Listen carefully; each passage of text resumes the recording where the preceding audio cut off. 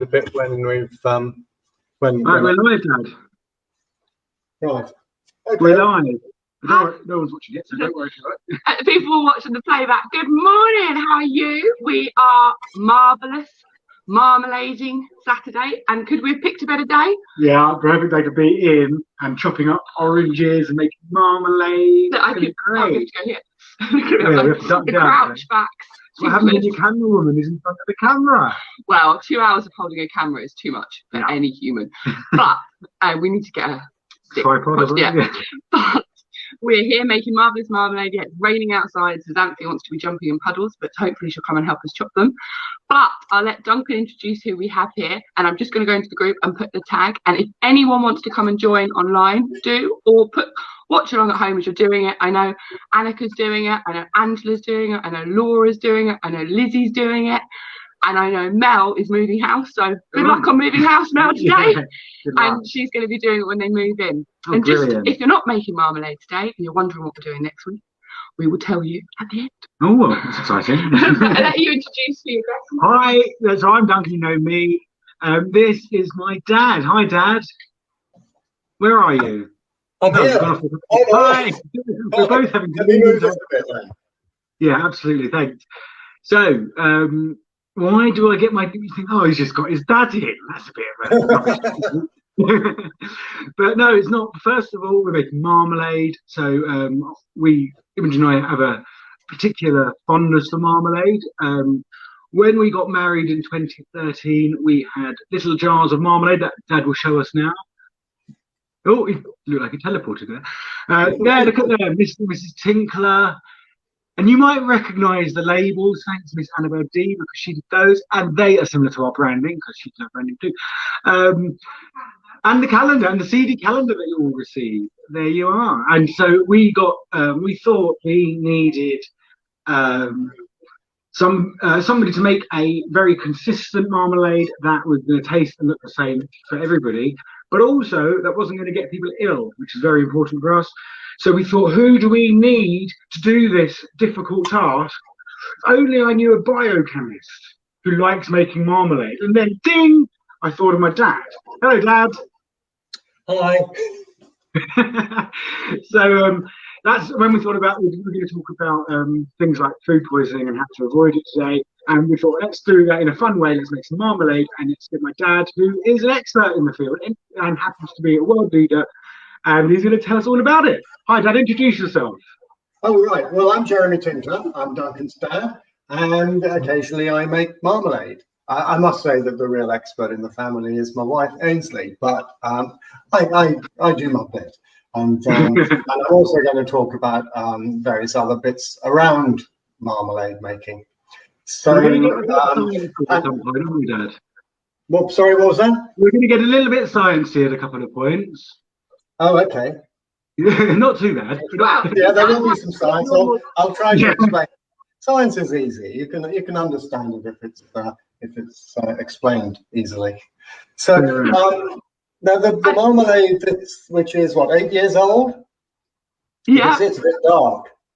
You know, yeah. I think marmalade should last a couple of years. You know, you want to design it to last at least a year. We're still eating the marmalade from this time last year. This is what I opened this morning for my breakfast. We also make other things. What is this? This is blackcurrant. So strawberry and various other things. So these ones are this year's, so for earlier batches this year, and this one. So I'll move them out of the way because we're going to start making marmalade. So the one that's from our wedding, even though you said it was you're aiming to last a year, that would still be edible, would it? Well, it wouldn't do you any harm. I don't think you'd want to. I mean, it's not the right colour for a start. You know, you get that with caramelization. You can caramelize if you heat it too much, and I'll talk about that. I don't know why that goes dark, but yeah, I think you'd want to eat it within a couple of years. I don't think you'd want to leave it any longer than that.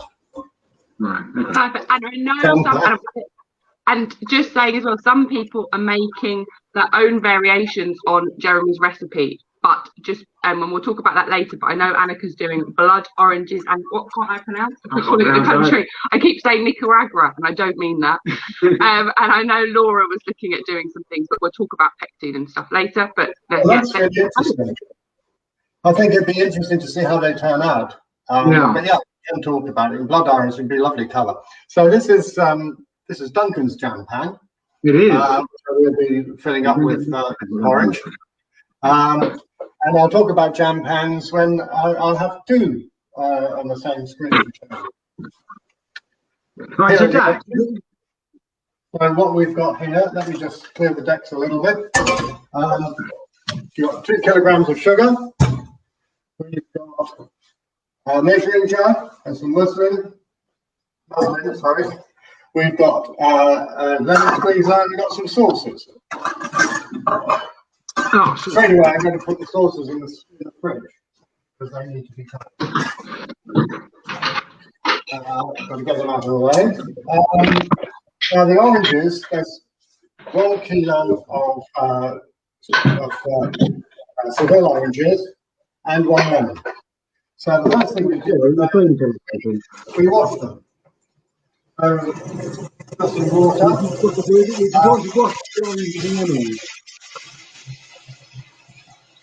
So I couldn't hear you, the taps were running.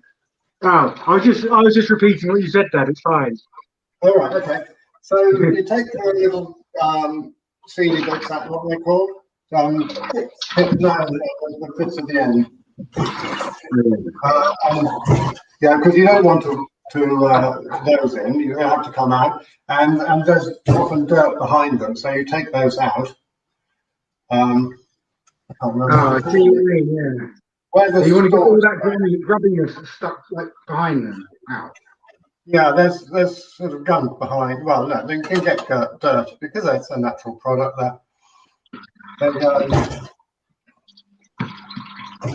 Right, so this is the first part. So presumably everybody as you're washing, well, I can see Angela and Melanie are watching along, so ask if you've got any questions. Now, does anyone know one of the reasons why we have marmalade? I have written about it before, so that might be a clue. If you can, do you know, Duncan? I think I know. I don't want to spoil your thunder. But do you know the truth about how marmalade came about? Does anyone know the truth?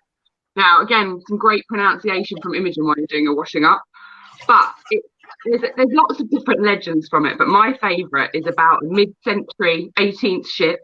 An 18th century ship coming from Seville, which is where Duncan, Dancy and I went a few years ago to get the oranges, not the ones we're using today. But it was damaged by a storm. You can really imagine the storms at this time of year. And so they seek refuge in the port of Dundee, not Douglas, I'm not going to Australia, the port of Dundee. But what are Seville oranges, more so than other oranges? Bitter. So people didn't want to buy these bitter oranges. So like any product in business, someone thought, okay, there's lots of oranges going cheap. How can I make some money from them? So the merchant was called James Killier, and he bought them and took them home to Mum.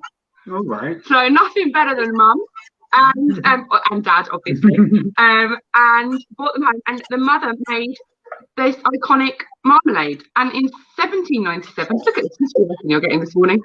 They founded the world's first marmalade producing factory, but made a commercial brand of it, and you'll still find it today. If you look at it, I haven't got one yet, but I keep looking on the Dundee marmalade.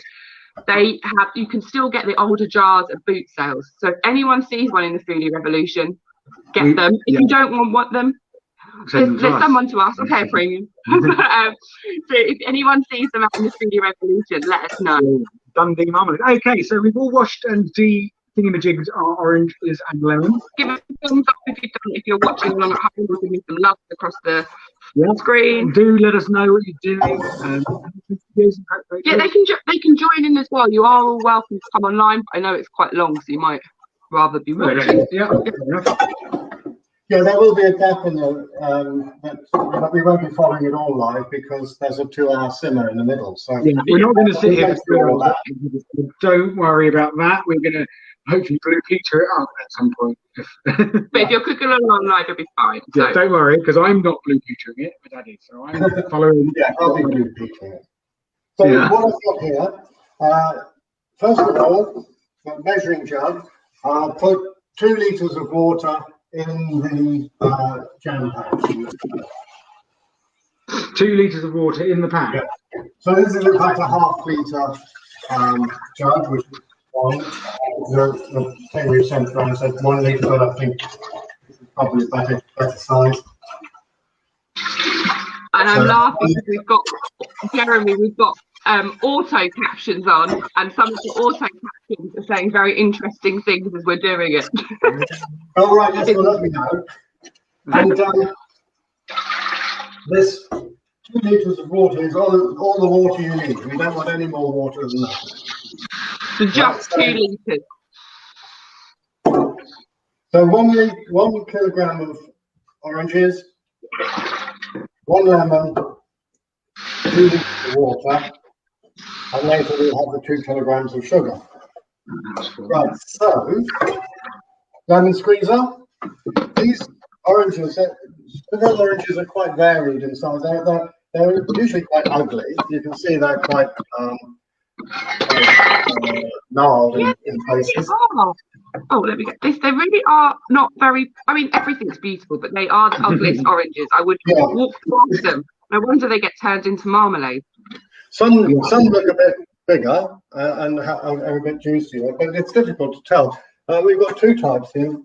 These ones come from Waitrose, and they're quite uniform and they're quite small. As you would expect from Waitrose, uniform ones. Yeah, and it's difficult to find them sometimes. These ones came from Ainsley's sister, who went to Chiswick and found them. So exotic chicken. You can see that, sometimes they're a bit discoloured, but that doesn't matter. What you don't want is one that looks like that. Oh dear. Which is too manky to put in. You can see that actually the bottom is still quite firm, but the rest is pretty nasty, and that's going straight in the compost. Okay, but if it was just a little bit bruised, would be okay with it. Yeah, a little bit bruising, a little bit of. If it was just starting to go like that, you could probably chop that bit off and use the rest. But we've got extras, so that doesn't matter because we can substitute with the ones from Chiswick. And Waitrose ones come in 1 kilogram boxes, which is convenient. Yes, that is. In Sainsbury's, we got ours, and I think it's one of them. And they're in 1.5 kilograms. So I bought 2, so it was easier for me to divide by 3. Yeah, I mean you can make the batches bigger, but it's really what you're used to, and what works with the pan that you've got. Because the secret is the size and shape of the pan. Because and we'll see that when we look at the pan. Let's get on to that. Let me just hold you there, Dad, because I'm just going to show them what we're doing at the moment. So we're cutting and juicing some oranges. Do you want to just hold the camera so they can see me cutting it off? It's not just in case people don't know. How do you do that? I normally know how to do it because it's just me. No, it's an option. Yeah. So the pips are coming out, and you want to go through the empty bit. There's the pulp there and the pith and the rind. That's just left, and you want to make sure there are no pips left. Okay. So this one has some pips stuck in there, so you pull them out, just pop them in there, because you need to separate out all of the pips. It's not bad to have the pips left in the marmalade, but it's unsightly because they go brown after the cooking, and that doesn't. It's also a bit of a coating hazard, I imagine. But it's not going to do you any harm. But you don't really want that. So the juice and the pips go into the jug through the muslin. Well, the pips don't go into the jug. The pips get drained by the muslin. So we just carry on with these. you cut them in half, you squeeze them, you make sure all the pips are gone, and keep those aside.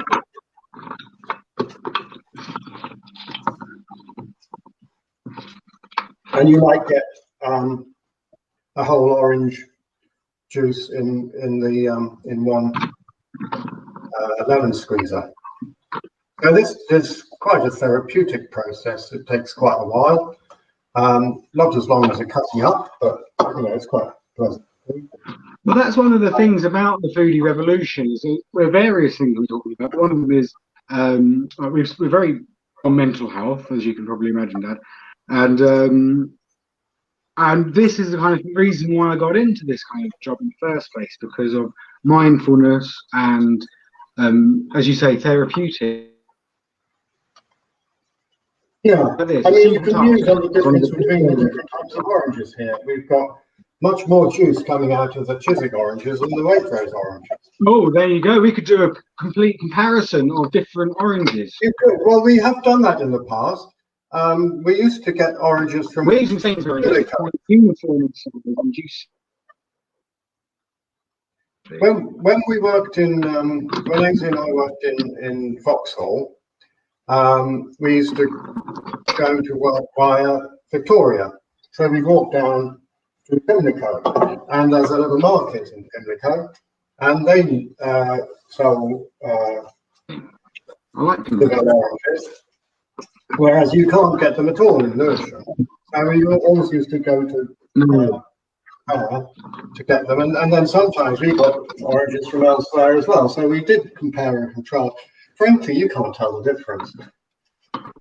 My squeezing, good. So now you can see my squeezing action in my brand new squeezer. Do you know who got this squeezer for Duncan? It was Xanthi.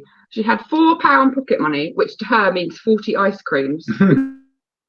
And so I said it's Aldi or one from to have and sit on the seafront. so she said she wanted to spend her 40 ice cream money on this for Daddy, which I thought was very sweet. It's very kind. Because it was pink, and she said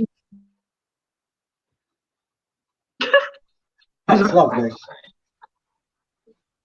So yeah, there's quite a lot of pips in these. I'll just do the lemon now. There's something else of doing it. You feel very good, don't you? It makes you think, even if I just do that in the morning, I feel like I've accomplished something. But this is also a great thing when you're getting the family together to do a thing like this. If you've got Xanthi's not here at the moment, but she loves doing this, and so to get a kid to be doing the squeezing and somebody else who's maybe a bigger kid to be doing cutting out and things like that in a proper assembly line, it's a really good way of. You wouldn't want Xanthi to do the cutting up? No, not yet. Not yet. No, but I did. I've been training her with a butter knife, and she's quite good at it already. Not on oranges. But she made me quite precise with the cutting up. You want even cutting. I'll get onto that straight away now because I've done most of these oranges so far. I'll carry on with the cutting up. So, the lemon.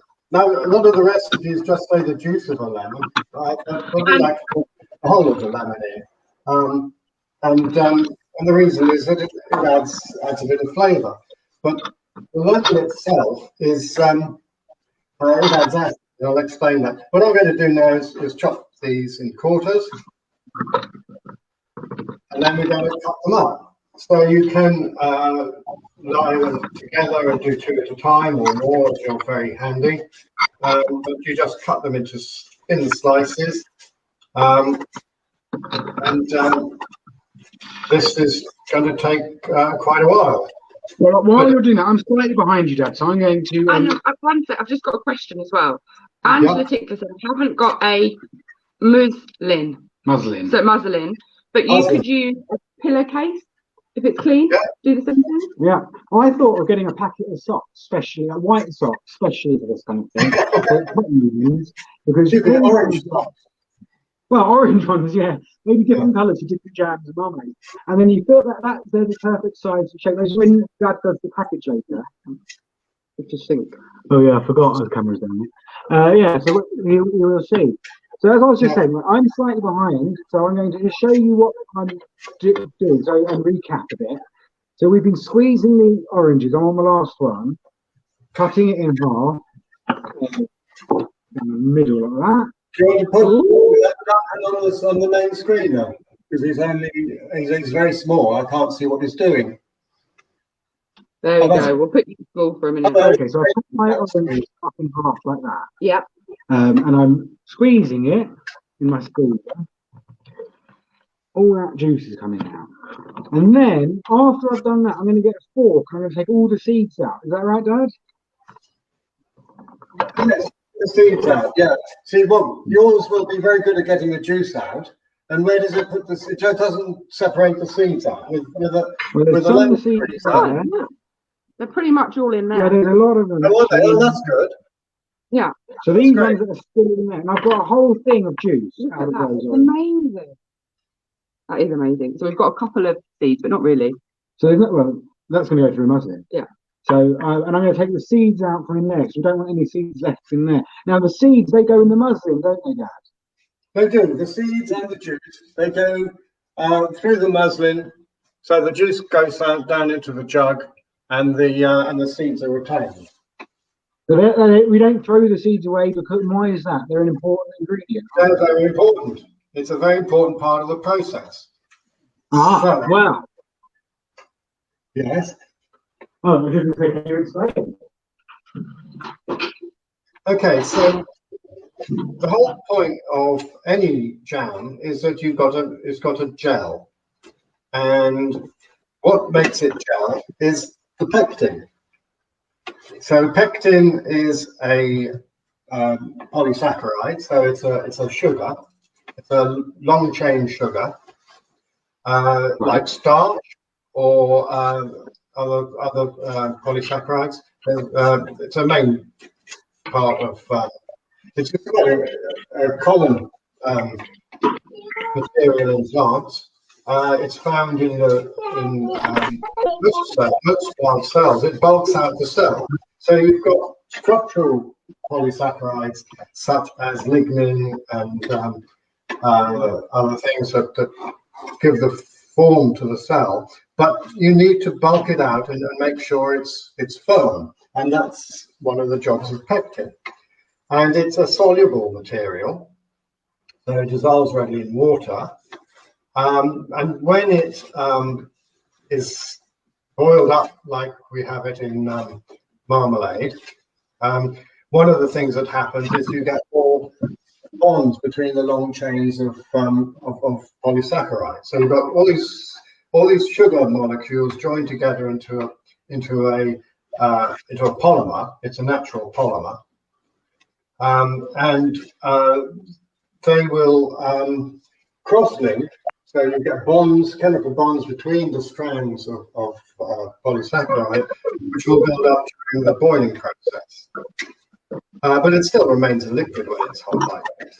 But there is a certain amount of change to the polysaccharide when it's going through that process. So then, when it cools down, if you've got a lot of sugar in it, if you've got a lot of sugar there and you've got an acid pH, then those strands of polysaccharide, those sugar strands, will stick together with lower bonds. You know, they're not chemical bonds; they're sort of physical bonds, hydrogen bonds, and they will ensure you've got a gel. That's the gel. Sorry, guys. The right amount of sugar, I think 55%, and the right pH, and that's one of the reasons we're adding the lemon. Is that it's adding it's reducing the pH so that it's an acid mix. So when we've got when we chop the oranges, we put them in the water that's in the jam pan. So do that as you're going along. And look out for any pips that have gone away. Pop them in the receptacle. And we're just carrying on with the chopping up. So if a couple of pips get in, it's not the end of the world. It's just no, it's not the end of the world. You'll see them when you eat the marmalade, because they go brown. Right, yeah. But you just get rid of them then, I suppose. You can take them out. If you do it away with this, you don't really want them to be pipped in, right? Anyway, so then you're chopping up as fine as you like your marmalade, aren't you? So if you like it chunky, chop it up chunky. So we were talking briefly about different types of citrus fruit. What's the difference? Sorry? Yes, we were. Yes, sorry. So why is it? Well, we talked about Seville oranges and why they became a marmalade in the first place. I think it's just because there's nothing else to do, really. But what about other citrus fruits? Well, citrus fruits have been around for millions of years. They originated in the Himalayas many millions of years ago. But all citrus fruits now are hybrids. There's been a lot of hybridization over the years. So there's cross between different species of citrus. There are basically three origin types of citrus fruit. The one we're dealing with here, and forgive me if I have to look it up, this is Citrus aurantium, which is the sour orange or the Seville orange.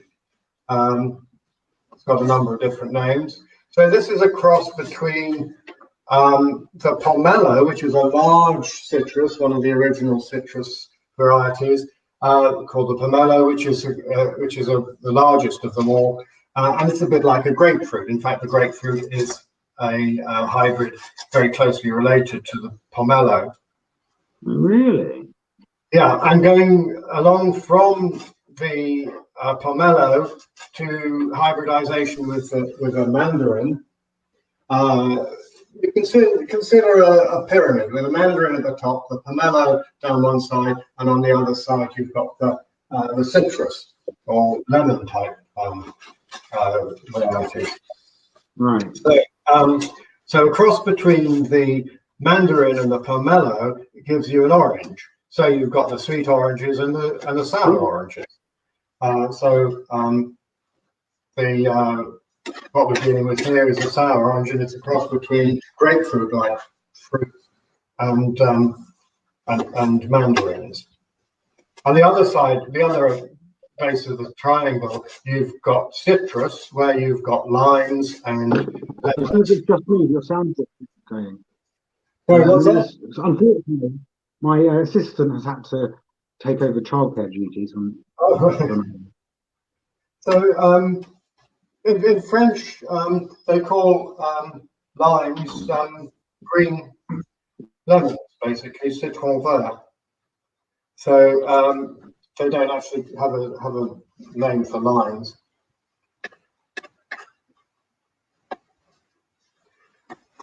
So I'm going to, once I've done these few, I'm going to hand over to my assistant to finish off the cutting and rinsing.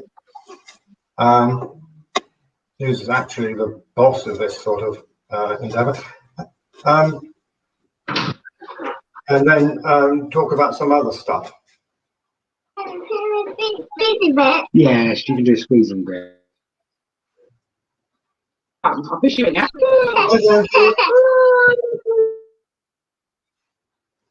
And the. Oh no, you've got Ellen's feet. Ah, but there's one thing left. I'm a Facebook user. Is that Mel? Bet it smells so good over there. I love the smell of oranges. Me too. Can you say hello, everyone, Dante? Can you give them a wave? No, fair enough. Sorry, Grandpa. What is That is part of the squeeze. Let me just do this, and you can squeeze the lemon for me. All right, you Yeah. What are we up to? We are to the chopping up of the bits of the peel stage. I'm just going to get Xanthi to do this. Oh, how do you get toddlers to help? Right. Imogen, you mentioned this. It is a lovely start when you're cooking oranges like this. This morning I was doing, as you said, the blue pea thing. I was doing the simmering of the batch we'll be using later. And the whole house was full of the lovely smell of the boiling oranges. Oh, good strength, Xanthi. Strong. Duncan, if you want to carry on doing that squeezing, I'm going to shuffle some things around here. So if you put me onto the other, if you put you on the main screen, then I'll shuffle things around and come back to you in a minute with the other.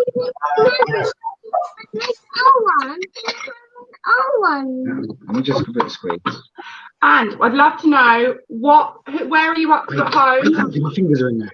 Wait, you have to be very careful, Dante. Where are people up to at home? Have you got any questions? Do you need help with anything? And what variations have you thought of doing in the future? I'm definitely going to try the orange one. Yeah, I think that'd be fabulous. Yeah, Absolutely delicious. I love blood oranges; they're lovely, and I love the colour of it. Oh, for Halloween, using that something. Well, this is the thing. This is what, and I know we're going back and talk about it, but this is what the food revolution is all about. It's teaching you a base recipe that you can go on to make your own, but it's learning. If you haven't made a marmalade before, pectin might be a foreign word. And it's learning these things so you can build your ability to test and try things. Yeah. I know I learned a lot. It's still confidence, isn't it? As soon as you made marmalade, you can then start creating things. And can I show you? Oh! Uh-oh! Toddlers in the kitchen. Look, can anyone at home see what I got sent to me? Sure. Good. Can you see that salad bread? Woohoo! It was odd, and it came to me on a rack as well. That's See that, but it was amazing. And the reason it says tits is because I swim with the blue tits, not just because they think I'm one. So, Dad, does the lemon juice that goes in with the orange juice? Yeah. Yes, and the muslin separates them out. Who? And well, I'll show you in a minute when we come back to the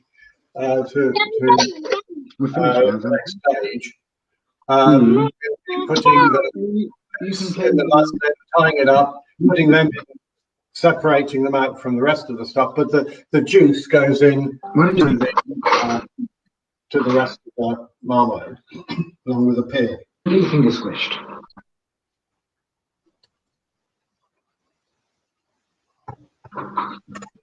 Right, so I'm cutting unfortunately, I was going to show a bit of a technique, but I can't really. But I'm just going to, as Dad said earlier, when I'm cutting these up, I'm just going to chop.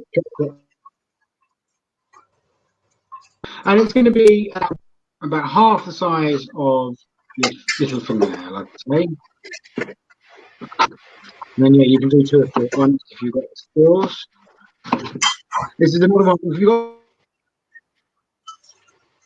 older children, people, it's a great thing to just get 2 or 3 people chopping and get them involved in the process. Even toddlers can squeeze, as you've just seen.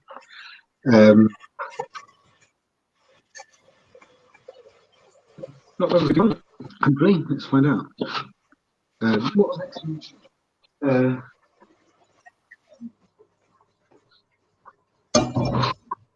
done that.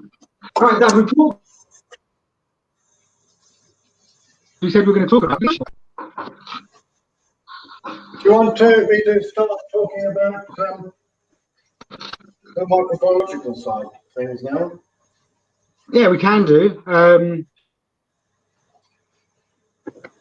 So we've got the history of the orange and the orange in general. So we're all talking away at the moment. So you can regain science if you like, or your childhood imaging has you got any childhood anecdotes like making or Or have you got any embarrassing stories of Duncan that you'd like to share? Not embarrassing, but funny. We love to, because Duncan has always loved his cooking and home brewing with you. Oh yeah, that's true. Not about marmalade making. I can't actually remember. Maybe Angela can enlighten us. I'm not sure if we actually made marmalade then. I don't think we did. Did your mum used to make marmalade, Dad? But my mother, Duncan's granny, made marmalade, and I'll tell you a little bit about the way she did it in a little while. But first of all, what I've done is I've turned the oven on here. Oh, right, turn the oven on. What temperature is that at, Dad? I put it on at 180. But you did a minimum of 160. So minimum 160, maximum 180. Yeah. But the reason people call this process sterilization, it isn't. So the other thing I've done is I've put this pan on. There's an old aluminium pan we use for this. We don't use it for cooking, we just use it for things like this. So I've got hot water going in there, hot soapy water. In the pan? No, not in the pan, that's just water boiling up. Normally I put that in a kettle, but it's too noisy. So I put it in the pan to warm up. So, there's hot soapy water in the place in here, and just hot water here. For instance, so we've got jars, of course, with got ordinary jars of all sorts of different sizes that we keep over the year. People give them to us and use other things. So these have been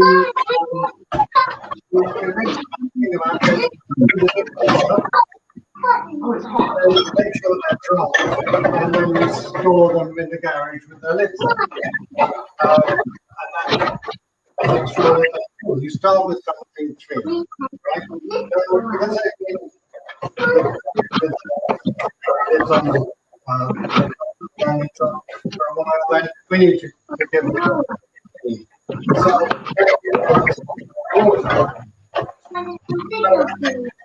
I'm not sure. Can everybody else hear? Because the sound seems a bit. I think it's when you've walked away from the mic, Dad. oh, right, sorry. Yeah. Can we go through all that again? Yeah, I think so, because it was as you walked away, it kind of cuts out a little bit. Okay, it's difficult. I don't know, because I'm moving backwards and forwards. Yeah. Right, so hot soapy water. The jars have been cleaned whenever we've finished using them or we've been given them. Put them in the dishwasher. We make sure they're dry. We put them in the garage in a box, and lids on preferably, for the rest of the year. And then we get them out when we need them. Hot soapy water, dunk them about, and then give them a rinse.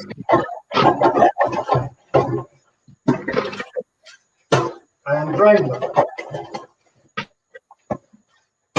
The other thing we've got here is a jam funnel. Mum has asked, could you use an electronic aid? So I'm guessing I'd need like a whizzer type thing to chop it up, Mum. I would say you can, but you've got to be very careful with that. You know, you've got. Yes, I have one processor. I use a processor. Well, how would that? It's not very good.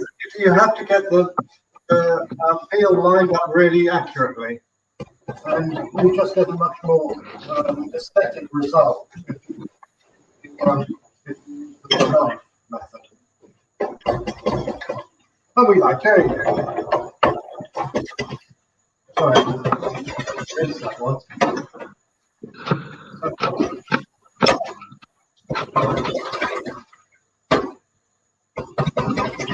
No. Not that. Have you got any tips? I've got PG tips in the thing. PG tips. This is the So my tips, let me just go, I was going to delay that because I wanted to. Not just what So you can change the Right. one. So Yeah. So only more before we get to come to some. 2. Yeah, This is me going to say it slowly. 2, and then chop, chop, chop, chop. There we go. Quarter of an inch. 2 minutes. Sorry. Yeah, let me just finish this one. Then I You have and moral. I Moral. don't know where that one comes from. This is Sunday service. No, it's tomorrow. Oh, and Angela said gas mark.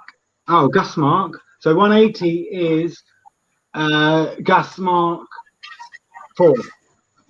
Just work that out in my head. Right, so He had no help with that at all. He doesn't have this here to refer to at all. okay, let's go and put these in the oven now. So Oh, it's still on there. So you'll put the jam jars. yeah, You wash them in hot soapy water, and then you put them in the oven, and that's going to dry them out and sterilise. But it's not going to sterilise them, is it? yes, I would take issue with you there, Duncan. They're not actually sterile. There you go. You're taking umbrage with the word sterilisation. I am, What's the yeah. difference? What is going on, Dad?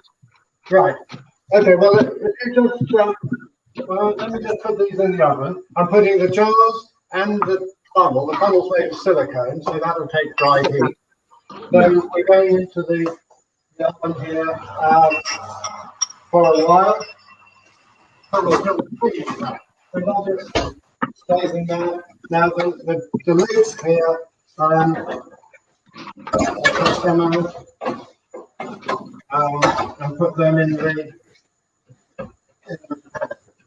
Now the reason I don't put the lids in the oven with the glass jars is that I don't actually know what the plastic bits inside the lids are made of, and they may not take the dry heat because it's a lot hotter. You've got water at 100 degrees here, and you've got an oven at 160, 180, 190 degrees. So to mention the idea of sterilisation. Okay, so to sterilise something, there are different methods you can use. We're using heat here, either boiling, and that would take several hours to sterilise something properly boiling it. The things we're trying to get rid of are bacteria, fungi, and Yeah, we change it there are some bacteria, such as that produce spores, which are highly resistant to any way of killing them. And so, in order to sterilise something effectively, you have to get off the spores. And the way you measure whether you've done that effectively or not is through a validation process, where you use a statistical model to see whether you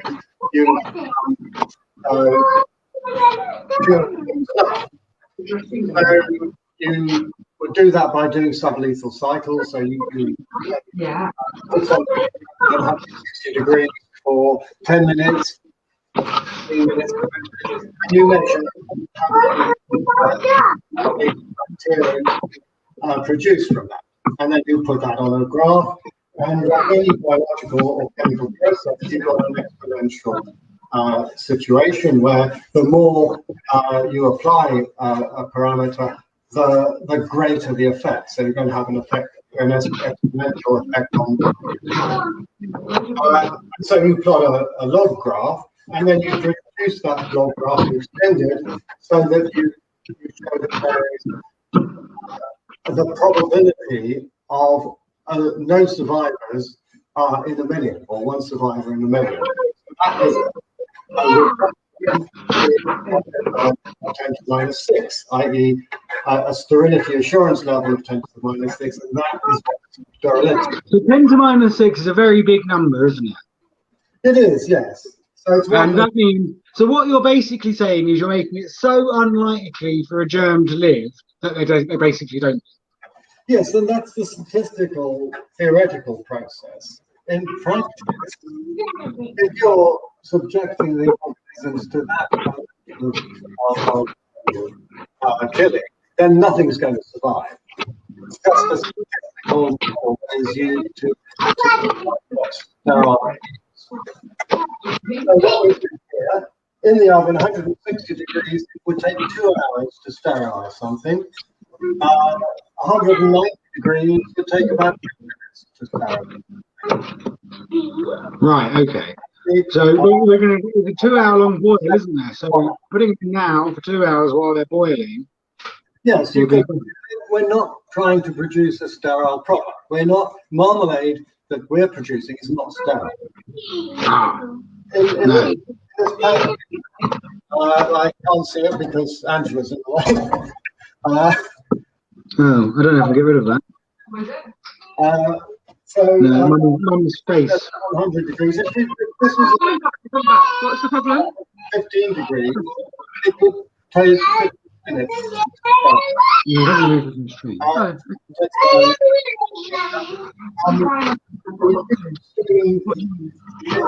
It's much more effective than drying it because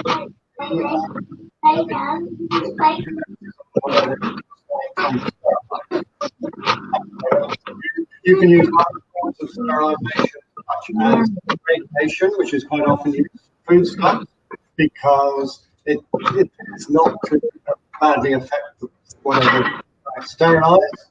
Clearly, heat. There are some things that you can't that don't stand heat. Where you use glass and metal jar lids, so that's a problem. The other way is by using toxic chemicals. So the chemicals will change the flavour and stuff, right? Which is a gas which is commonly used to sterilize.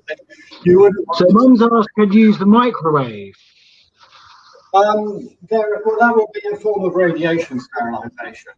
Because I think people have used microwaves to sterilize things because it heats things up. If there's any water in there, it's going to vibrate the water molecules and that'll heat things up. What you're trying to do is to have methods that kill the bugs but leave the product unaffected. Right. So you look at something like, going back to heat, you look at something like pasteurization. So that was originally invented by Louis Pasteur 150 years ago or so. And he found that it was very useful for various processes he was interested in. And of course, it's used for milk. I remember when milk was delivered by a milkman in pint bottles, by the end of the day, if you were out and he delivered the bottles and it was warm, you'd have sour milk because of the lack of temperature control. And the milk bottles are standing there all day going sour. Now you have a cold chain running right from the farm to the supermarket. So milk is much better controlled these days. Temperature control.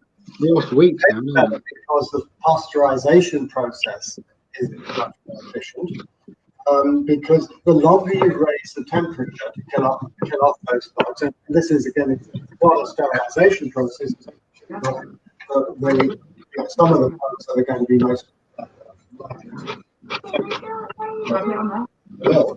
so shorten the temperature on the milk. So that's why UHT milk tastes better than it used to years ago. Pasteurization is more effective and stronger. And so there are a number of processes that are used industrially that maximize the benefit and minimize the effect of tainting food. It's all part of food processing, really. So, what are the results? What if we get this wrong? For marmalade, we're using different types of food preservation. Mostly, although we're using this, we're minimizing the bioburden in the materials we're using, jars and boiling up the lids. That's not really how we're preserving the food. But preservation is to do with the lack of water in the product. So we're going to simmer the marmalade for 2 hours, and that reduces the volume of water from 2 liters to about 1 litre. We're going to add sugar. That reduces the amount of available water, because if you've got 55% in a solution, then the water is busy dissolving the sugar, and that's also bound up with the gelation process. So you don't have any water available for the bugs to grow. So that's the main method of food preservation in jams and marmalades. It's the lack of available water that keeps them from going off. Now, so bugs, the microbes, like any creatures, need food, water, and somewhere to live, don't they? yes, yes. Yeasts and bacteria will need quite a lot of water, and viruses need other organisms in order to survive, because they're not really alive on their own. So it's only fungi that you might get a chance of growing in a jam pot, and then you wouldn't get a lot of growth. You'd only get it where there was extra water. You say if you've got crumbs in a jam pot, the crumbs will attract moisture, and the fungi will grow on the crumbs. And all you have to do is stop the fungi away, because those fungi are not likely to harm you. So it's not harmful. You just get rid of the fungus. You might very occasionally, you find when you open a jar, you might have a little bit of fungal around the top, but you can get rid of that. So methods of food preservation. You can reduce the available water, which is what we're doing with jam, by using the sugar, and also dry things. So dehydration is used quite commonly today, and has been for years. Or salting. Salting, yeah. That you're using salt in the same way as we're using sugar for So the it's jam. the same thing. The salt gets dissolved by the water. The water's too busy dealing with the salt. I can't deal with you germs anymore, and then the germs just disappear. Exactly right. Yes. So we made salted beans. Some of you in the foodie revolution would have done it. And we made them at the beach hut and had them on Christmas Day because we salted them from the garden. And that was one, I guess, again with the water, preserving. That was an ancient Roman technique of salting beans that we found. And it's basically putting salt in beans. It's pretty simple, really. But, it worked really well. And then you have to desalinate, whatever the word is. And then I have to say, Jeremy, the tidiness of your kitchen is amazing as you're going along. And you've also got the tidiness of your kitchen as you go along is amazing. And I'm enjoying the matching daffodils. Right, so Jack, we've chopped up all our lemons. Let us know at home if your oranges are. Let us know with us. Oranges are currently in there in 2 litres of water. What's next? Right. Okay. Let's just get these off.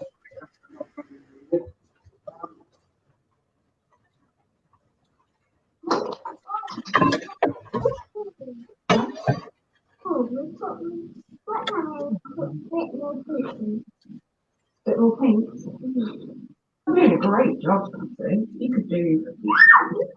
Wow, it's changed colour.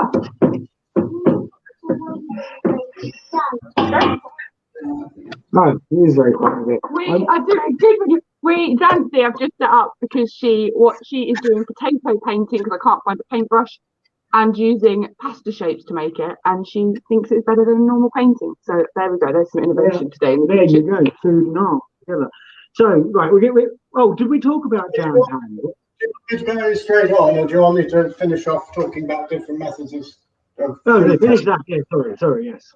So, because people might still be catching up. I don't know. They might well be, yeah. I mean, has everybody finished with their cutting up?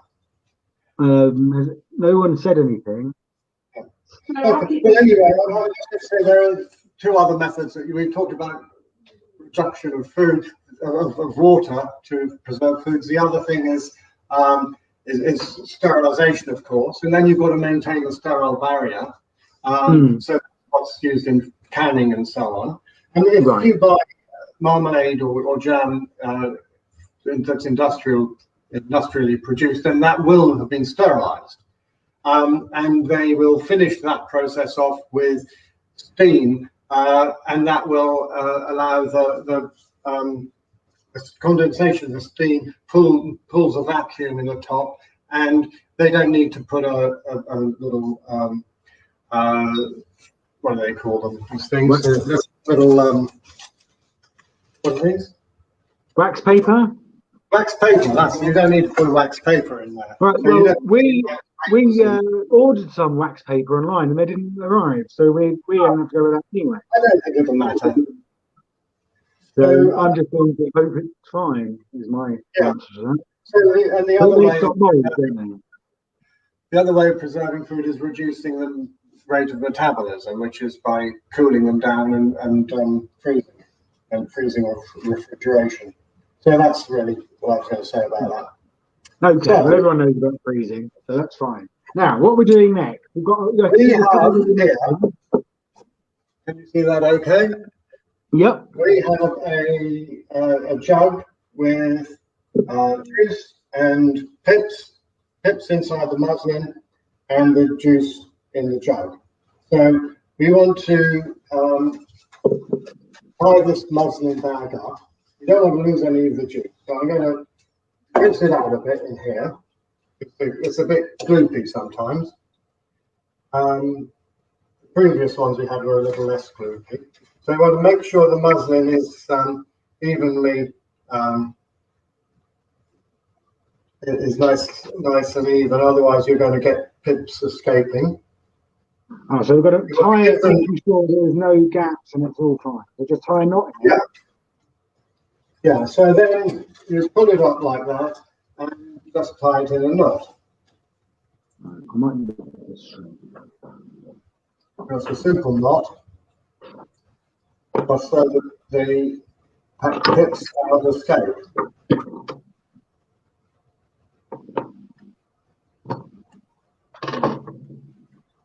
So pull everything through and tie this up fairly tight, because you need to make sure there is enough room in the bit where the pips are for the pips to move about a little bit, because you want to make sure there's liquid circulating around the pips, and you also want to make sure that the muslin is pulled through enough so that there's no gaps where pips can escape. So it's a knot that's in the middle there. So you've got a fairly loose bag with the pips, and you've got a nice knot, and hopefully nothing's going to escape. So that goes in. Well, you can see why I thought a sock would be good for this job. Yeah. Is that what you're using? No, I'm using a muslin, but I think I'm going to get a packet of socks, because there's a lot less of this stuff going on with a sock. Yeah. Anyway, so that is going in the pan, is it, Dad? That's going in the pan. Along with Right. the juice. And all the juice. Juice goes in, rinse out the jug. So really good, I can put that water in. But just a little bit. Yeah. Then onto the hob on a high heat till it boils. Do I need to put a lid on it or leave a lid off? You leave the lid off. Okay, leave the lid. In fact, you don't have a jam pan does not have a lid. Ah, so let's talk about the differences between jam pan and normal pan, because you've got. Yes. So what I'm going to do, this one I'm going to take off the heat now and put aside. Put it there, so that you can see it. The other thing I need is a wooden spoon. So this one we're going to heat up till it boils, comes to the boil, and we're going to simmer it for 2 hours. Right? So we'll be doing that later. And in true Blue Peter spirit, here is what I do earlier. So in the meantime, we are going to be having a 2 hour. Us viewers will be having a 2 hour break now, won't we? Because there's nothing else to do for us for 2 hours. That's right. Right. So then we are going. You're going to show us the next stage, and then I'm going to come back without you and do this again later if anyone wants me to. Okay. So there you go. Yeah. Go ahead. So what we've got here is, as I said, we've chopped everything up. We've put the pips in the bag. We've put the juice in, and that's got to boil up and then simmer for 2 hours. And this is the one that I simmered for 2 hours this morning, and it made the house smell lovely of orange peel. And in fact, you can see that the amount of juice has gone down quite a lot. I think it's gone down more than usual. This is really quite. You see the difference in colour between this one and I don't know if you can see that one. You see that? Yeah. Colour. Yeah, I can see it. So this seems to have done very well. I don't think it's going to take very long to set at all.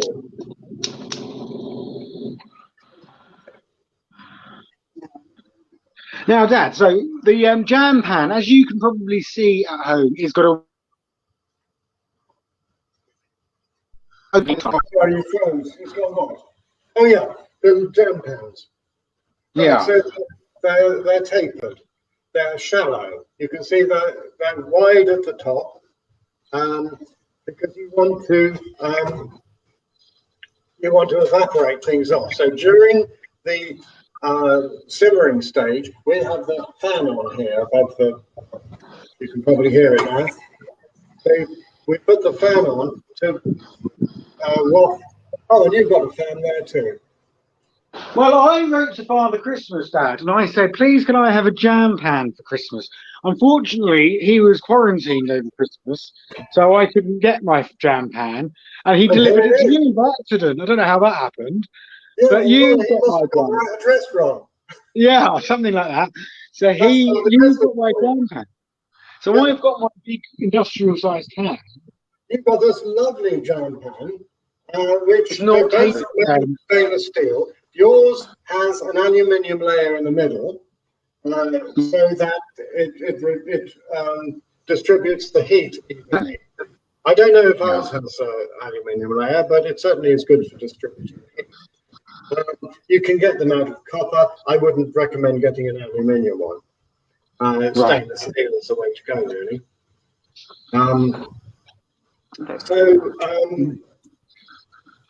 So Annika's just come. Hello, Annika. How are you? Sorry, Dad. I've just got a message. Annika Wainwright. Hello. Sorry, I'm late. I thought I could. Oh, we'll have to catch up. How are you getting on with your mum? We're getting on great. Brilliant. Thank you. Yeah. So we're kind of at the end of the first stage. So we've done the hard part of chopping up all the oranges and squeezing them, and we're boiling them, and that's going to be simmering for 2 hours. But in the meantime, Jeremy is going to show us what to do next.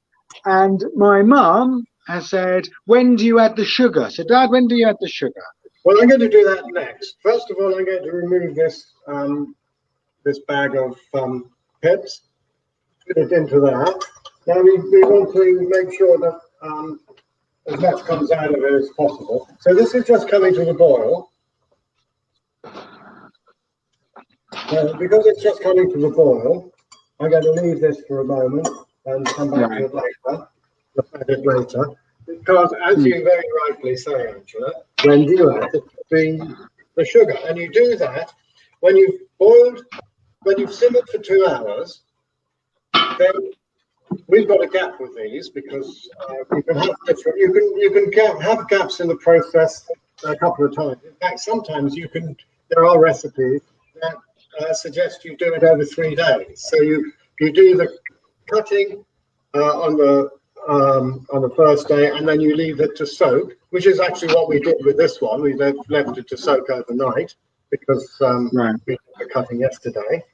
And then this morning I heated it up and simmered for 2 hours, and then it's rested for a while we were talking earlier, and now it's come back to the boil. And that is when we put the sugar in.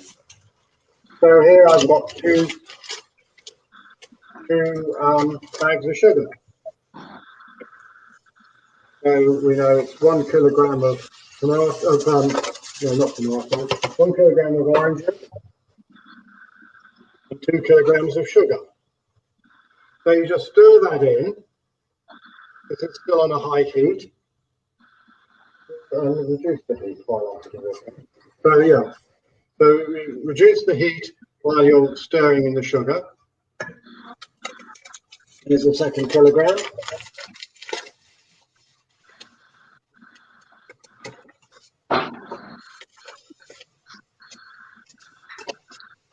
Hello. Oh, are you back? You have to weigh it. No, it's fine. It comes in kilogram bags. So sometimes we get it in much bigger bags, and then you have to weigh it out first. No, just do it pre-weighed, and that's easier. Yeah. So we just stir this in, and it dissolves pretty quickly. There are different types of sugar. You can Yes, well, we were going to talk about that, weren't we? There's preserving sugars. There's some sugars that have bigger granules. That's supposed to be for jam making, but it dissolves. Why would you want bigger granules? I don't know. There's some sugar that has pectin with it. It's not, because I was saying caster sugar, but then you said that's a waste of money because it's dissolving anyway. Yeah. Yes, so you want white sugar, ordinary refined white beet or cane sugar. Nothing special.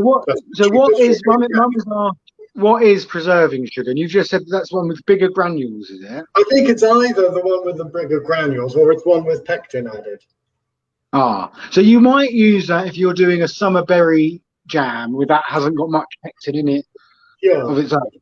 But if you're doing something with lots of pith in. Yeah. So this is results. I can turn the heat up again.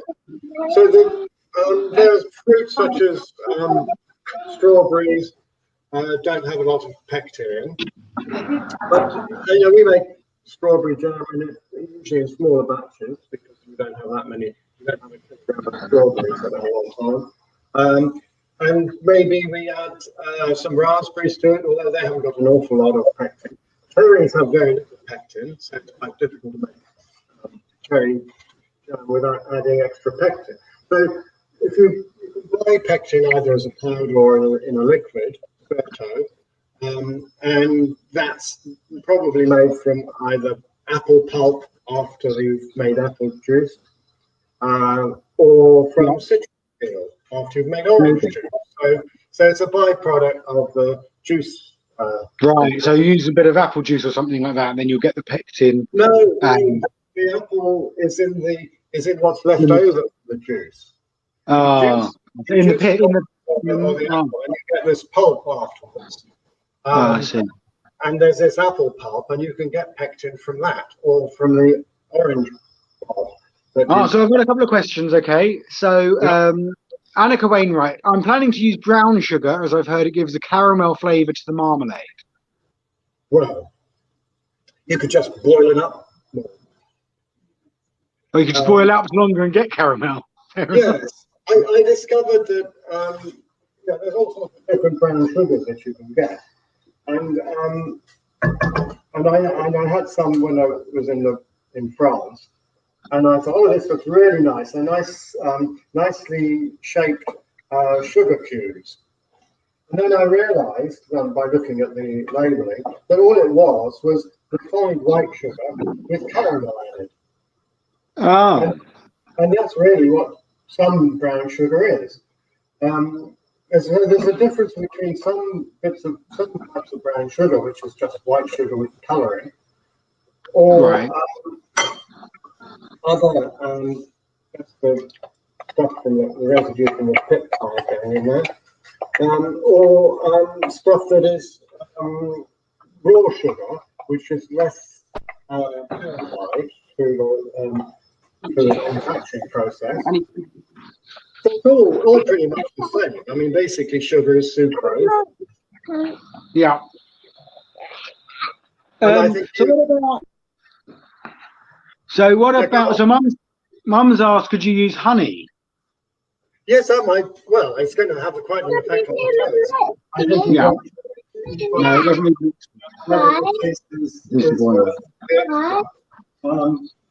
but it might be quite a good flavour. Yeah, so you certainly could. It'd be a lot more expensive, of course. Oh, I think you froze You could again. add things like whiskey and all sorts of people, and you can substitute grapefruit and things. But most citric fruit has a reasonable amount of pigment, so you should get a decent setting. It's not certain. And you mentioned blood oranges. I mean, I think the idea there would be you get a lovely colour. Yes, I think so. It's already getting darker. Once the sugar's added, the darkness starts coming. So during this boiling phase, it hasn't really come up to the boil again yet, but it's during this boiling phase, when we're stirring it all the time, that you're going to get caramelization. So if you've got a problem with setting, and we'll be looking at setting in a minute, one other thing I didn't do was set the timer. We've been going back 5 minutes, I think. And sorry, one more question. What about artificial sweetener? And also, while we're on that, what about alternative sugars as well? Well, artificial sweetener isn't going to work at all because it won't have the same properties in reducing the amount of water available. Because the whole point about sugar is that there's a whole load of molecules. Artificial sweetener, there are much fewer molecules. They don't have the same effect at all. So although they taste sweet, they're not going to have the same physical qualities as the sugar. Because you're dealing with the physical qualities that are related to the number of molecules in solution. Colligative properties. So you've got properties that are dependent on the number of molecules. And you're not going to get that at all with a artificial sweetener. Other types of sugar, what types were you thinking of?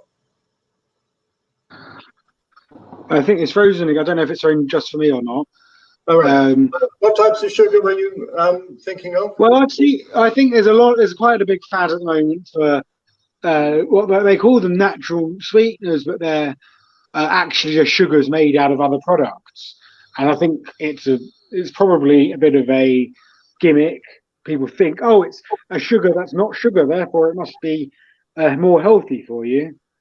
I'm assuming, and correct me if I'm wrong, that they're exactly the same as all sugars, and you can use them, and they'll give it whatever coconut flavour they've got. Yeah, I think you can have differences in taste, maybe some texture. I don't know, but I think you thinking of things like coconut sugar, which is made up of coconuts, obviously. So that's basically the same. It's mostly sucrose, fructose, glucose. So it's the same sugars as you would get in anything. So this is coming really nicely to the boil now, and I'm just turning it down a little bit because we don't want it to boil too much.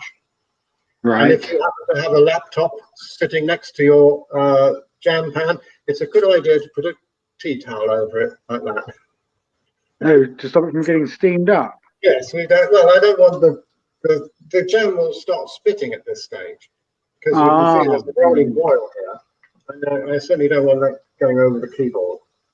Well, I've been making marshmallows this week, and that's obviously a lot of sugar work. But it's funny that it does spit a lot when you're doing it, and it's a bit like a volcano when you put cold into hot. And when you've done a bit of it, and especially I had a bit of a problem with my sieve, it broke, and I had a lot of icing sugar all over the place. So it looked very messy at one stage. But then the good thing is it's sugar, so it just dissolves, and it's very easy to clean up. So if you do have a problem, it's very easy. You see that I use surgical instruments for this. Oh yeah, well there you go. Everyone has surgical instruments. Being a biologist, because you have access to some of these things from when I was a student. So you've had those. I used to play with those when I was a child. Yes, you would have done, and they were actually these things were actually your grandpa's. Really? Wow. Yeah. So I'm not going to get any more on that. So, I was talking about coconut sugar. The thing about coconut sugar is that it tends to be, you can refine it the same way as other ones, but often it's fairly raw sugar, so it's got not contaminants, but the natural non-sugar components that other sugars has. But there's not very much of it. And during the caster sugar granulates. Yeah, during the processing, it tends to caramelize, and so you get flavour from the caramelization. So it's worth experimenting with, I would say, would be my take home from that. Certainly worth experimenting with, but it's not going to be a healthier alternative. No, it's not going to be healthier. No, you might have subtle differences in the taste, but what we're dealing with here is refined sugar because we don't want any additions to the taste.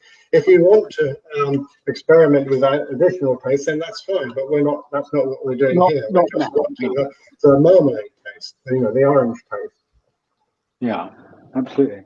So I'm thinking that because this seems to have reduced quite a lot in during the period we were simmering it before, that was earlier this morning. I'm going to try to see if it's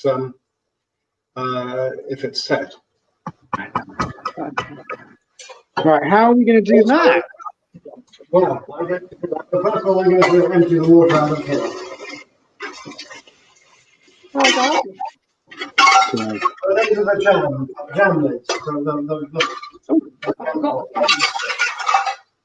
we want them to be dry.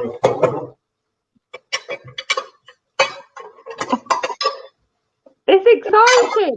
How's everyone else doing at home? Oh, I'm listening to the fig jam with honey. That sounds so good.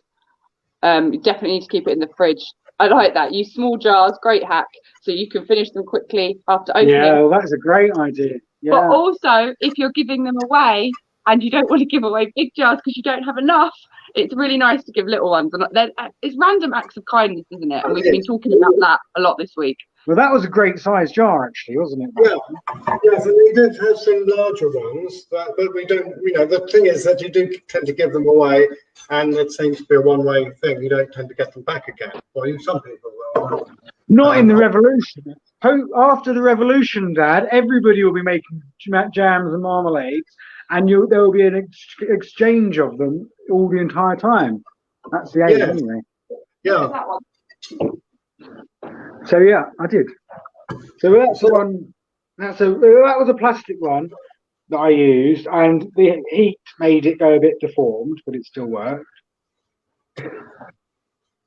So let's try let's do a test. You can use a jam funnel. We don't use a jam funnel. You stick it in there, it gets in the way. Stirring this thing, you don't want a jam funnel in the way. You mean jam thermometer, Dad? Thermometer, that's the word. Yeah. So it's got. There's temperature. There. Various other things. This is caramel, frying. I don't know what that is. Hard ball. So this is different types of. So that is a possibility, and you can. But actually, it's easy enough to do it the traditional way.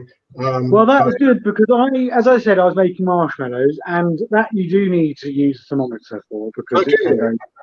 Yeah, but you have to get it because when you heat sugar, you get it to certain temperatures. It affects, and you probably know more about this than me. How it's called hard ball and soft ball and things like that. All right. Well, that's the thermometer. So you need to get it to exact temperatures to get it to the right thing. Now, the first time I did it, I had my thermometer and it was fine. The next time my thermometer decided to break, and it meant I couldn't. So my thermometer is currently broken and I haven't been able to replace it yet. Which is good. It's lucky that we're not doing any selling of food at the moment. But I need to get one probably on Monday. But what do I do if I haven't got a thermometer? Get another one. So the thermometer doesn't have mercury in it, does it? That's really neat. I'm just going to get the saucer out of the fridge because the bell has gone.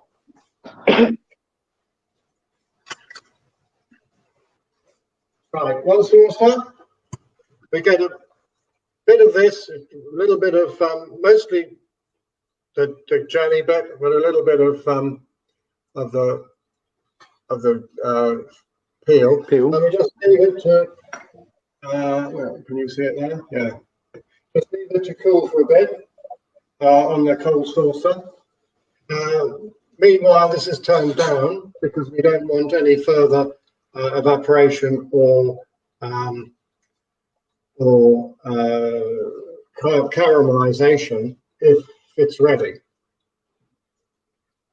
So it's had about 15 minutes, and I think it might be enough because it seemed to have evaporated quite well.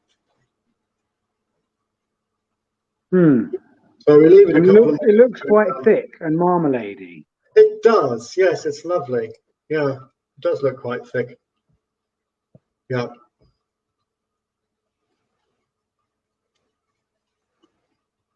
Right, so Facebook users, we don't know who you are, so do try and either give us permission or just say who you are.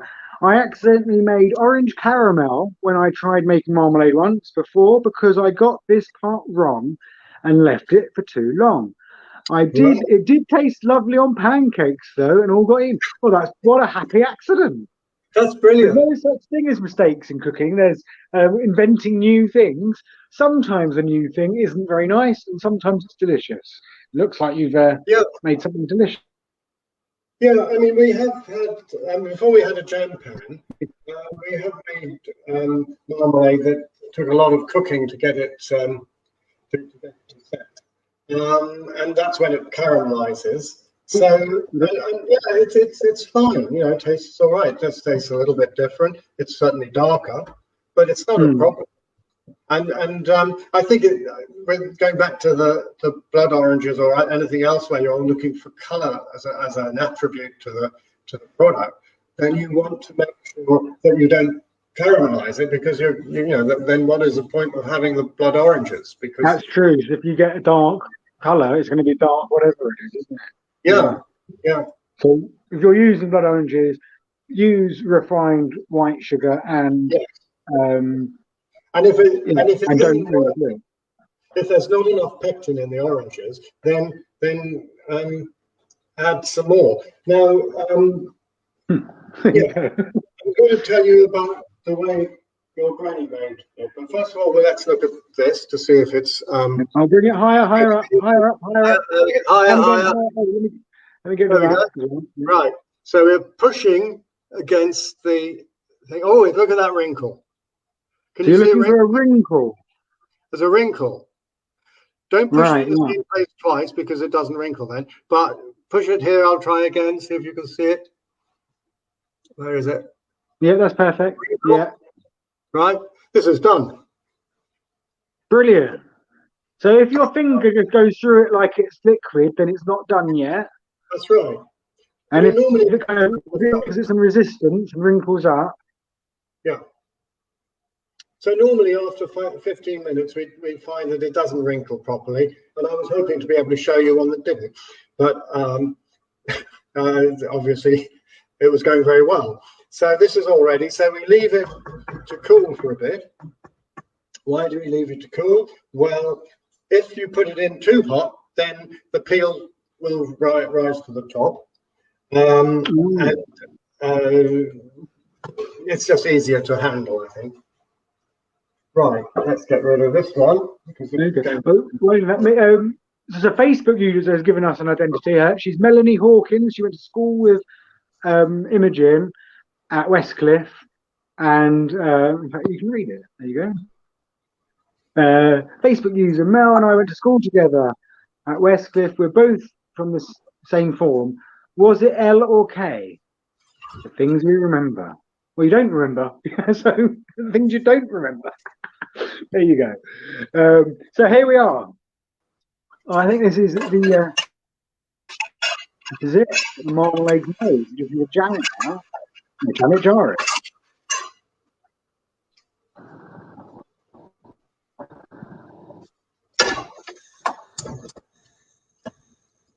These lids are a little bit wet, so I'm just going to warm the pan up to dry them out a bit. So the next step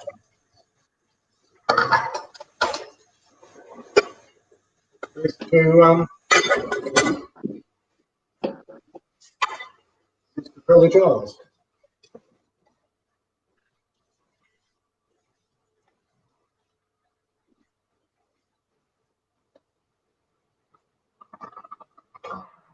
Right, so we're taking the jam jars out of the oven. They've been in there for a while now.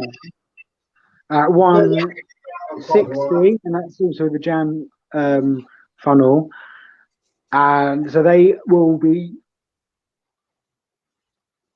We'll just leave that cool up a bit.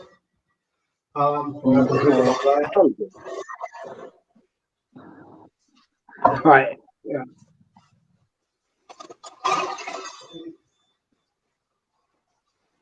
We're waiting. You got a ladle. It can get a bit messy, so some paper over the edge of the cooker to stop the rest of the. When I put it over, the jam's going to get in the way.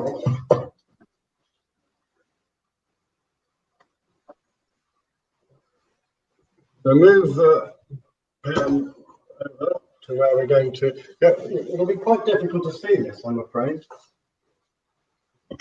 No, well, as I said, if people need or want me to, I can come back in 2 hours' time and do it live with them. I don't know if that's going to be 100% necessary or not. Let me know in the comments if you want me to do that. You will always be able to watch back this video as well, so it probably won't be necessary. But hello, I've been laughing at Duncan because that was me writing. I can see that. Oh, sorry.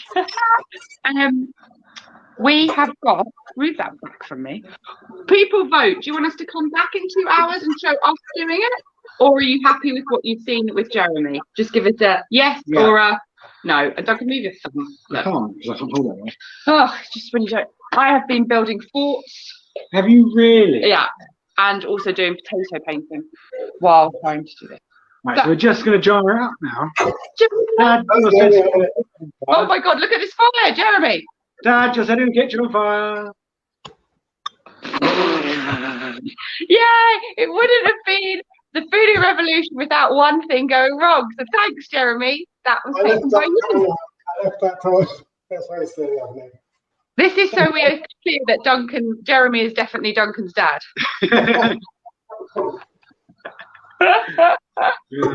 Sorry, what was the cue? Oh, the question. What was the question? I know the answer to the question. It's 42, but I don't know what the question is. I don't know. We were talking about whether marmalade is good for nausea. I got told to have it in morning sickness, but I also got told to have flat 7-Up. So you got told a lot of stuff. So I wouldn't listen to a word. Marmalade good for sickness. Your mum has said it's good, but she can't remember why, and I'm not sure. but it's low in calories and full of vitamin C.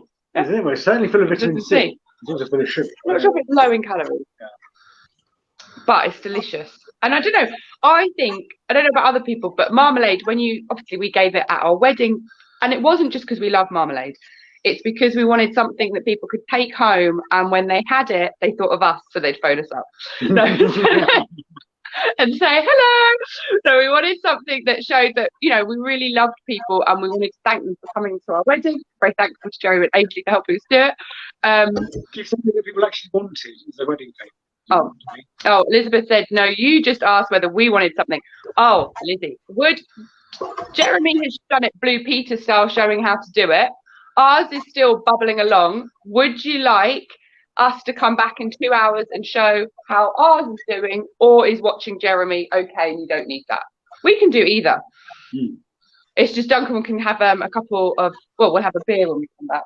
We got some wine last night, a bottle of pink bubbly, and we meant to have it on Monday for B, and we forgot, and so we had it last night, and we were really excited about it, and it had a gin base in it, and I just didn't like it. Wrong. Duncan said it tasted like soap. It did. But sometimes you've got to try it, and it was from a really nice. It looked really smart bottle. Really Just nice. goes to show. Locally made, but some people will love it. I think if you like those purple sweets, you'll probably love it. Purple, so like the little one. What are we doing now? We look like there's an activity going on. We've got a jam funnel. Can you just show us your jam funnel, please, Dad? Why it's different from a normal one and why it's important? It's quite wide. So if I had a normal funnel, I could just chop the end off. No, it's wider than that. Oh, okay. So that's because you've got big lumps going through it, yeah? I don't have that, so I'm going to probably use a jug and pour it. Do you think that will work? Yeah, that works fine. Yeah, a jug is fine. We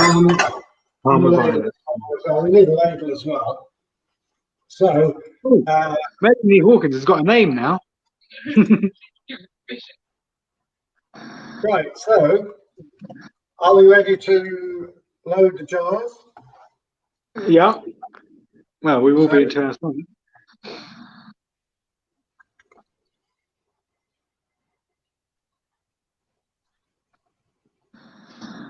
So you will spill some, so you've got to wipe the jars afterwards. So there's some spilt down there already. If you don't spill any, you're not doing it right. Yeah. Move that over a bit more. Of course, the jars get quite hot. Well, I imagine. So that's quite hot in there, isn't it? That's probably about 120. Yes. So it's very important, actually, to realise that it's much hotter than boiling water, boiling sugar. So don't forget that. If you were to put that over your lap, that would be it. Yeah, that would be horrible. Yeah. Right, so just right up to the top.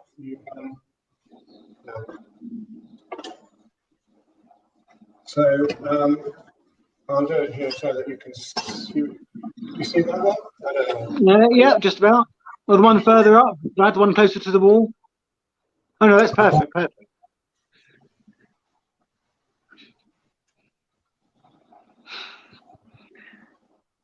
Yeah, Elizabeth has just said that she needs jars too. Yeah, they're quite useful. What happens, Dad, could you use an alternative container, do you think? Well, you can use big jars. I mean, this is one I did the first batch. And this is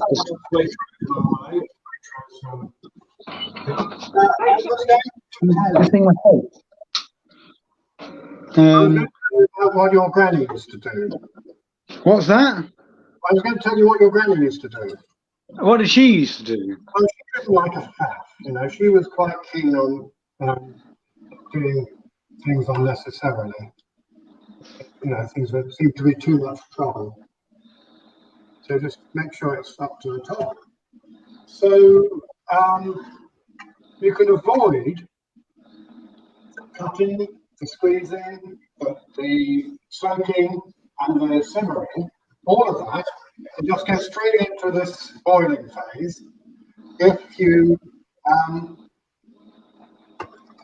buy jars or tins of marmalade, It has other names as well, but it's basically several oranges that are cut up and prepared, and they've got everything you need except the sugar. So they've been sieved.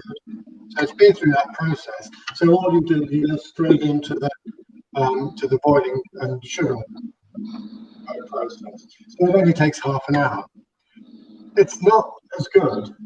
It's an acceptable result. It's certainly not as good as fully homemade marmalade. Well, you might as well just buy a jar of marmalade if you ask me. No, it's better than that. It's certainly. Is No, it? I don't think there's any comparison with chalkboard marmalade. Chalkboard marmalade is rather different. I've never had a decent chalkboard marmalade. You know, no matter which one you go for, it's not as good as homemade. So the ones that my mother made are just feasible, you know, okay. And because she got older, she couldn't be bothered to do all this sort of stuff. Well, this she doesn't have to do, but not the previous bit. So smaller jars now. You know.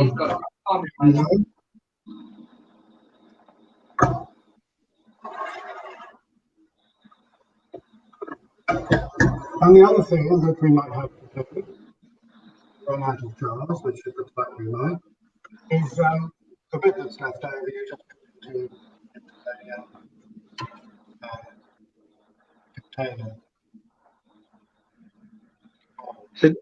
So Dad, Mum has said, I've read that you can boil the oranges whole. What do you think about that? You could certainly freeze them whole. That we've done that. I mean, we might still have some in them. You know, we quite often, because they're only around in January, and you may not have time to do it all. So you can freeze them whole. And then you chop them up, they're a bit gooey, you know. But they're perfectly good. There's no difference there. Boiling them whole, I don't. Well, then when do you chop them up? I think that's. Well, I suppose what you would have to do is boil them whole, let them cool down, and then chop them up. Yeah. I think better to do them. Yeah, country files say you can do it, apparently. If country files say you can do something, then you can do something, in my book. Yeah, well, I suppose you can. I don't really get the benefit because you're still going to have to chop them up. Maybe it's slightly easier, but I think they'll be slimy and it'll be difficult. So I would just do it traditionally. Yeah, so there you go. Marmalade pot. So these are all full. They've run out of jars. So the rest, there's not very much, goes into the into a little pot here. And that becomes your breakfast marmalade. That's right. Yeah. So all through January and February, we tend to be eating marmalade out of this little pot. Oh wow! There you go. Well, we've got various ramekins you can do that with. It's actually, it tends to gel harder. So don't think that if you start off eating something from a pot like this, then it's going to be representative of what you get when you open the jar. Oh, yeah. You know, it's open to the air. And, it gels the colour. I don't know if I've got any to show you because I think I've finished it off. There's no left, which is why I've got this jug for you. It wasn't a jug. We had a jug full of marmalade as well. Well, there you are. Next thing is the wax disc. So there's two sizes of wax disc here. So that's this. Yeah. And we've got a waxy side and a not waxy side. So I think these are both small ones. So just pop it like that. You see it goes. Pop them down so that there's a all the way through.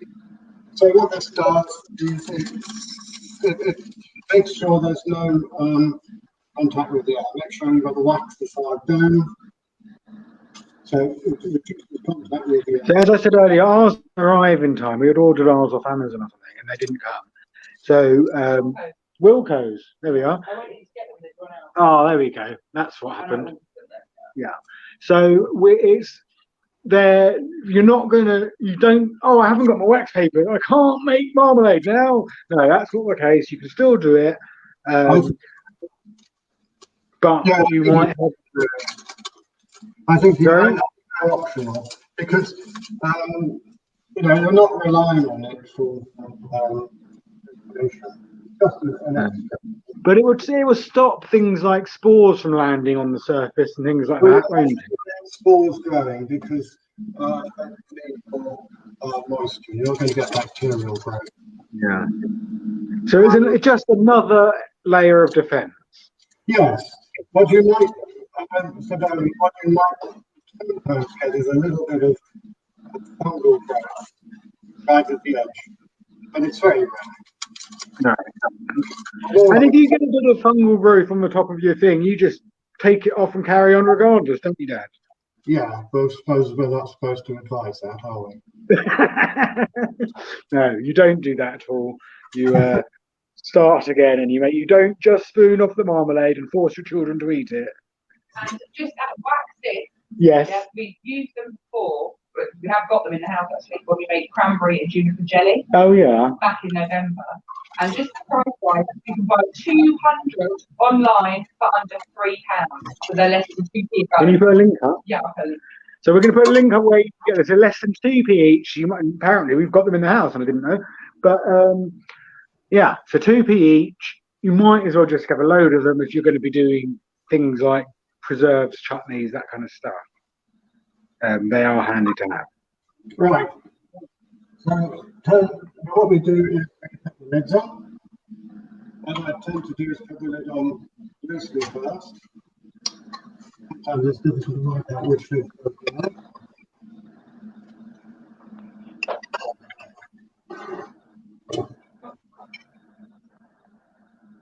And then with the tea towel, you tighten them up. Now this one here, sorry, I can't really see very well. This one here has one of these little tricky bits. So theoretically, and in most cases, that will be pulled down. So you've got a demonstration of a vacuum there. And then as it cools, what are they called? So I said, as it cools, it will contract. Yes, yes. So with industrially produced jams, they put steam in, and that helps. Right. But we've got steam in there anyway because we've water vapor in there. Yeah. So then we're just tightening these up, and then later on we'll be wiping them with a sponge, with a cloth, because I've got the lid on the outside. So tighten them up nice. This one's quite sticky.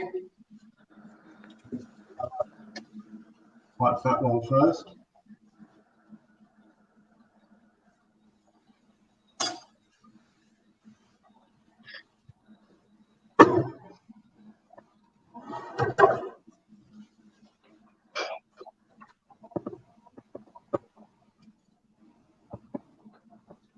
Check me, it says. Right, that's that. So That's it. the jars and put a label on. If you want that to take So that's it. So clean the jars, put a label on. Bob's your uncle. Yeah. That is fantastic. Well, that's brilliant. So we are halfway through. So to recap the last stages of that. So after the 2-hour boil, you put in your 2 kilos of sugar. Then you bring it back to the boil. Is that right? Yes. Yeah. As you put the sugar in, you keep the heat fairly low. Right. As you dissolve the sugar. It doesn't take long to do that. Just stir it around. And then you bring the heat up so that you've got a hot, a rolling boil, and then you turn the heat down a bit so that it's not too violent. You do that, stirring all the time for 15 minutes. Yep.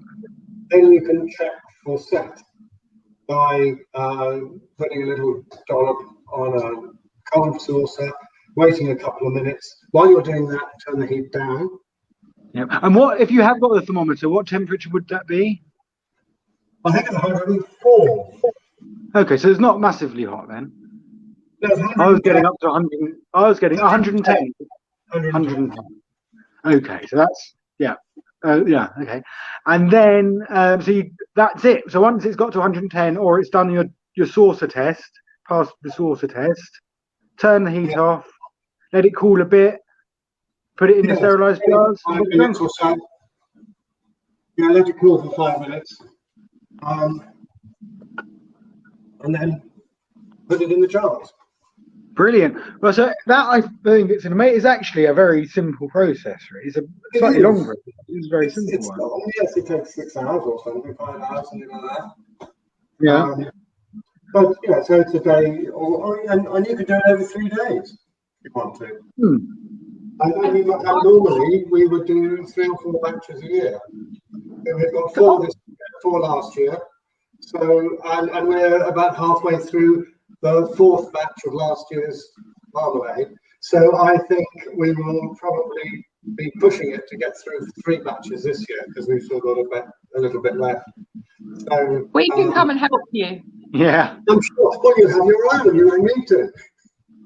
Well, we've got a load more oranges, make our own as well. So. And the thing I was going to say as well, if I just put this over here, is let us know. I put up about the wax disc, so let us know if you've got any questions. I can see Annika has been collecting them, but I would say in the Foodie Revolution, in the Marmalade event, and in the unit, there is a recipe card which has all of the ingredients you need. But as you know, we never write down how to make it. We want you to add that in. And what you can do is if you can print that out, and then each year you will go back to it and adapt to it. Like, I know I keep using Annika as an example, but Annika is doing it with the blood oranges because she's made marmalade before. And when you join the Foodie Revolution, you always get asked, which bee are you? Are you a worker bee? But we're all working towards queen bee, which is where Annika is level 5, but she is now adapting and adding. So just remember, wherever you are on the journey, don't feel embarrassed to ask any questions or to ask anything. For me, most stuff is new. As we hear often, I had to ask Duncan what blanching was because I thought that was someone from Corrie, and then had a row with my friend when making spag bowl because I had never met anyone that hadn't blanched them because I'd only met Duncan that made me spag bowl. So, but just remember wherever you are, and look at this. I love seeing Mel. It smells like I've been making notes. But do share, if you're happy to, share any of your notes or anything, because that's really helpful for others as well, because we all pick up and listen to different bits. I've been printing out the recipes we've been doing, and I've been making them into a nice little booklet. And when we've looked back at last year's, it feels really exciting. And we're only in February. And next week, we are going to be planting. The next Saturday, you need your January seeds and your February seeds. So there'll be your beet and also your red basil. Got a bit of red for Valentine's Day. Sending a little love to all of you in your houses, whether you're with a partner, whether you're on your own. Going to have some red on your windowsill, which is going to make you feel great. But I'll hand you back over. And I want to say a huge thank you to Jeremy and everyone. Really appreciate it. Thanks very much, Dad. That's been brilliant.